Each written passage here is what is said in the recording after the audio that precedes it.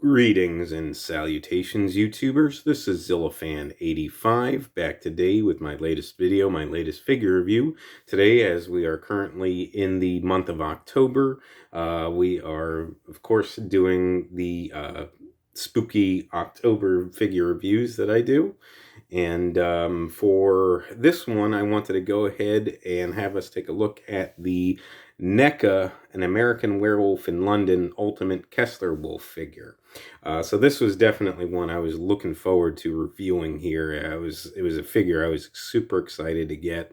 An American Werewolf in London, released in 1981. It is my favorite werewolf movie of all time. It's got my favorite werewolf transformation of all time.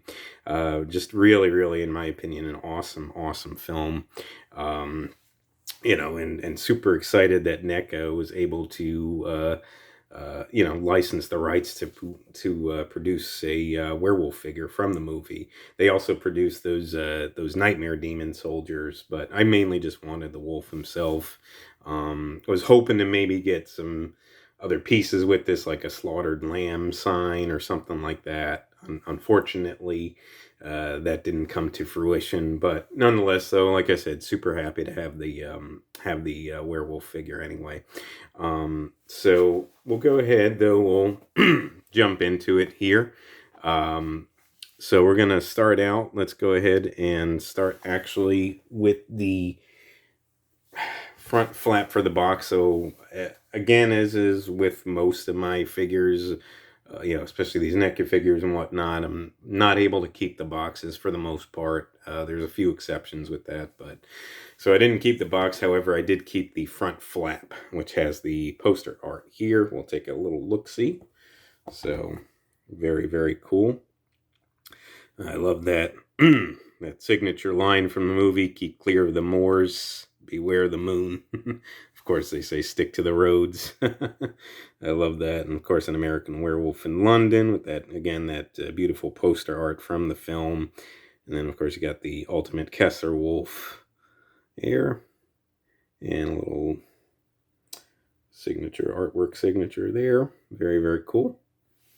And we'll just flip it over. And it shows a nice little bit of a money shot on the inside here with that scene depicting the end of the film there, where the wolf is in that alleyway when they kind of corner him there in London. So very awesome. Really awesome.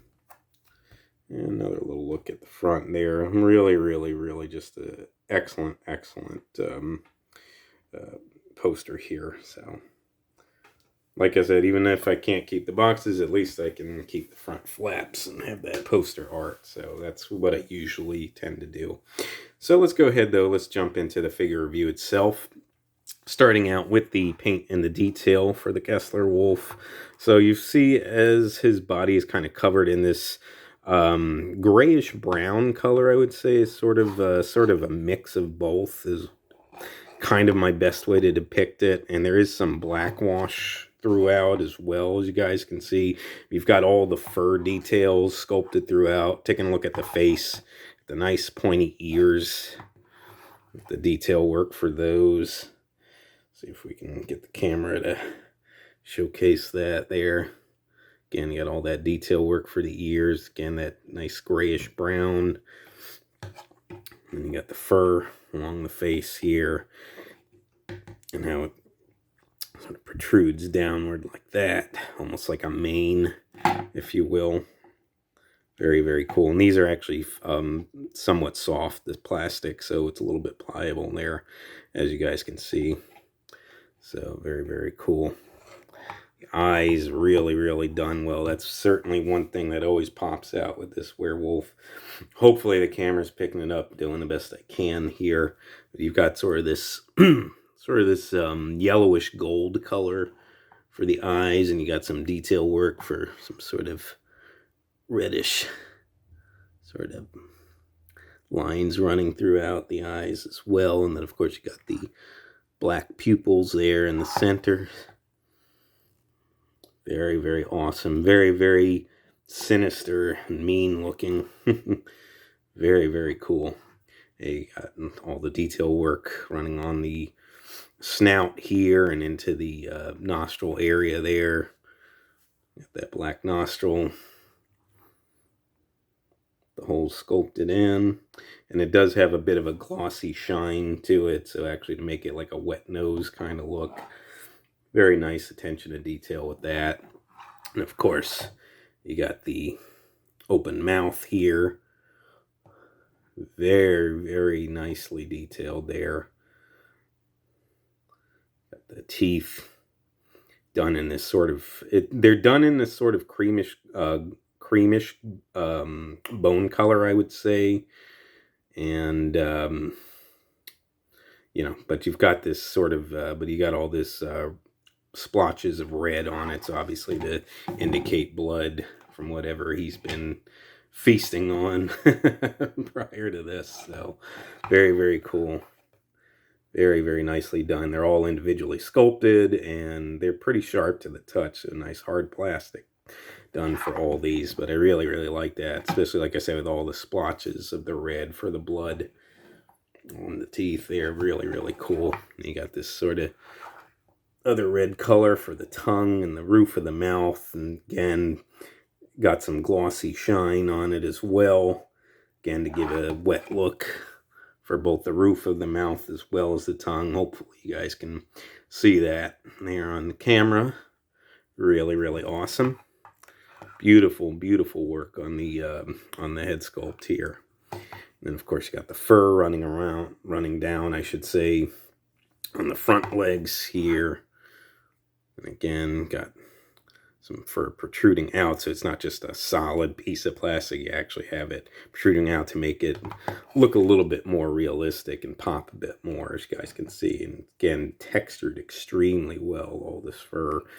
I mean, obviously, you know, it's plastic, but it really does give the indication that this is actually fur here. Again, all in that grayish brown color with some black wash done throughout. It kind of thins out as you get more towards the paws here, the front paws. Again, that creamish bone color done for the paws here. You got that sort of dupe claw, if you will, kind of hanging off to the side on the front, and then the 4 main claws there. I guess really this is probably technically like where his thumb would be, but obviously reshaped. So nonetheless, really, really cool. And all the detail work done on the paws as well, top and the bottom here. You even have some detail work done for the bottom of them in this sort of grayish color. This is more of like a grayish color done for the paws. They look really, really good though. Awesome. And you're kind of looking now at the detail work along the body, got on the back, got all that spine that sort of protrude out, you know, during that you know, that amazing transformation scene. You see David kind of hunched over on the floor, and you see like the spine protruding out on his back. It was really, really amazing, amazing special effects done by Rick Baker and his team. Like I said, my personal favorite werewolf transformation of all time. And I know that's, you know, a lot of people have said the same thing. It's just amazing what they did with that. And then, of course, on the inner side here along the chest, got more of the hair. And again, this really, really protruding out and really capture all that fur detail there. Again, all the grayish browns throughout, different shades as well. And again, some of that black wash done. Got this piece here, which is actually a floating piece. That's just to help with a little bit of mobility. So we'll kind of get into that a bit when I cover the articulation. But really, really cool. Again, all that fur detail on the underside here, and his stomach, you know, running down the abdomen into the back legs there. Again, all the fur detail on the back legs.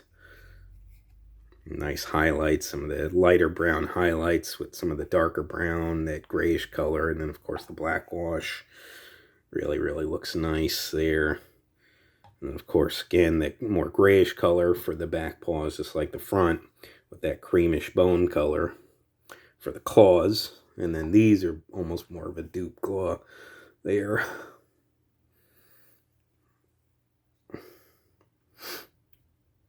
On that area just below, like where his knee would be. Or not knee, but on the lower part of the leg anyway, I should say. I'm sorry. But really, really looks cool. Again, more of that detail work on the bottom part of the paw there. You do see they have a hole, so I guess if you wanted to have him on some kind of stand, not that he really needs it because he's on all fours anyway, but at least it's there though, so that's cool. And again, all that fur. And then you even have like a little stumpy tail on the end of it too, so nice attention to detail there. So really, really awesome. I mean, there's a lot to cover with this guy. Obviously, there's a lot of, you know, the paint work is you know, pretty consistent throughout, I'd say, and very well applied. But there's certainly just a lot of detail work that was put into this guy. So that covers it, I think, though, for the paint and the detail. There is a little bit of a blemish on mine, though, as you can see there, but you know, I'm not really gonna nitpick at that too much. But very, very awesome nonetheless. So now the articulation, and a pretty well articulated figure. So the head starting here is on a ball joint. So you can see that he can look up a little bit, look down a little bit. You can turn his head side to side. You can swivel it, of course, and yeah, it'll swivel all the way around if you want it to. Because again, it is on a ball joint, so allows for that range of movement. And again, you got this floating piece here, this sort of mane behind his head there, the fur, and that's to help the range of movement out. So you can actually see where it pops into the main part of the body there. So very, very cool. But it's hidden well, though, with this floating piece. So definitely very well done. But again, nice range of movement out of that. Of course, the sort of front legs here with these sort of, I guess you would call them shoulders. Got these on a hinge.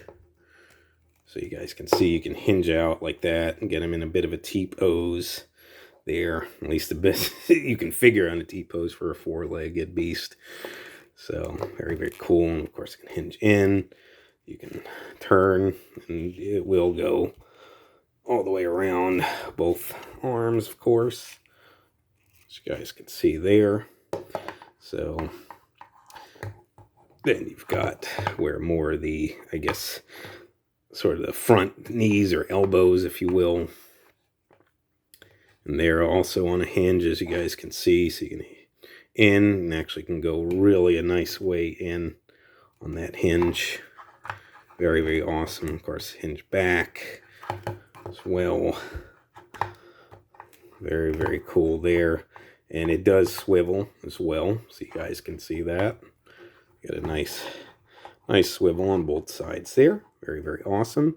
And you got another hinge here in the lower part of the leg, just for additional range of movement, of course. Again, a four-legged creature, so that's definitely a nice added addition, hinging out like that, and a little bit of a swivel even there as well. So again, to help with some of that posability on the other side as well, as you guys can see there.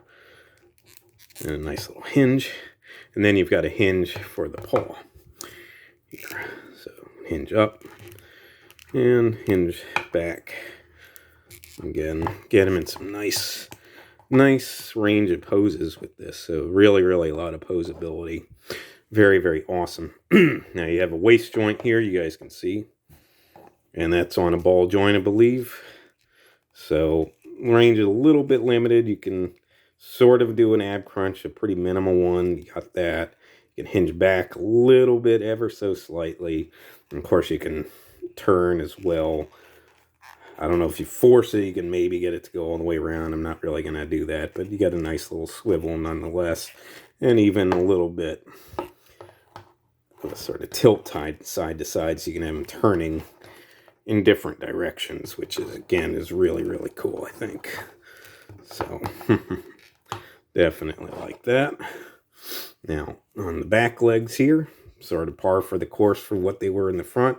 But these are actually, though, as you can see, these are on a ball joint, the hind legs here. So you guys can see that. I'm not trying to show off his crotch too much, but you guys can see. So you go in, out like that. Of course, you can kick forward and you can go swivel it all the way around. Again, it's on a ball joint, so get a pretty good range with that on both legs there. And of course, where more of the knees are here, you've got a hinge here. And a little bit, it's a little stiff on mine, but you do have a little bit of movement out of them. So you can get it going ever so slightly. You may need to heat up the joints, though, if they are a little too stiff for you. So, and it's got a little bit of swivel as well. Again, mine are just kind of stiff, so I usually just kind of have them posed in one way. So then you've got another hinge here on the lower portion of the leg. So for some additional range of motion, you can hinge in and out like that. Almost a sort of ratcheted joint the way it sounds. So, but you certainly have very nice range of motion, and you got a swivel as well there. So on both legs. So very, very cool. Let's say. And then of course another hinge on the back paws there. So you got nice range of motion there. So nice use of hinges. So very, very cool. Yeah. And then, of course, just got to kind of choose your own adventure, how you want to pose him after. So, of course, I was moving him around, so a little bit off kilter now, but gets the job done nonetheless. So, now, as far as accessories goes, and this is what I was kind of alluding to at the beginning of the video, I do wish that we had a little bit more. Like I said, I would have really loved a slaughtered lamb sign to be included. Anybody that's familiar with the film will know what I'm talking about. Maybe even like a see you next Wednesday poster, depending on how they do that, if they could manage to get away with that, since that was a sort of adult movie, if you will, but but that was a running gag in a lot of John Landis's films anyway. So nonetheless, though, so as far as accessories themselves go, so we do have an alternate head sculpt. So that's the one and only accessory, and actually, this is the one that he comes with out of the package. I just prefer the open mouth head. I just think it looks cooler. But they both are really nice, and you can see this one's done very well. The paint and detail work here. Again, more of the par for the course with the grayish brown done throughout.